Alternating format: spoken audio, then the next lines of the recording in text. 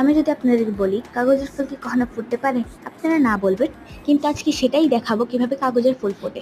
তার জন্য আমি A4 সাইজ পেপারকে এভাবে 4 কোণা করে কেটে নিয়ে চারদিক দিয়ে ভাঁজ করে নিচ্ছি। আপনারা চাইলে যে কোনো সাইজ অথবা যেরকম ইচ্ছে সেরকম বানাতে পারেন।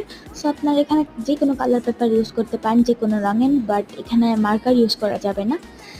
সো আমি এইভাবে বানিয়ে নিচ্ছি কতগুলো। সো ভিতরে আপনারা হ্যাপি বার্থডে অথবা ইউ আর মাই বেস্ট ফ্রেন্ড বা যেটা মন চায় সেটাই লিখতে পারেন। আমার 3টা বানানোর পরে পানিতে ছেড়ে দেবো, দেখতে পারবেন কত সুন্দর করে এগুলো ফোটে। ভিতরে আপনারা হচ্ছে যেটা বললাম আমি, যে কোনো কিছুই লিখতে পারেন। আপনারা এখানে কিন্তু শক্ত কাগজ ইউজ করবেন, নাহলে এটা পানিতে দেওয়ার সাথে সাথে ভিজে যাবে এবং ফুটবে না। তো এরকম করে আপনারা বানিয়ে নিতে পারেন। এটা বার্থডে গিফটের জন্য অনেক দারুণ আইডিয়া। আজকের ক্রাফট আপনাদের কাছে কেমন লাগলো অবশ্যই কমেন্ট করে বলবেন। আসসালামু আলাইকুম।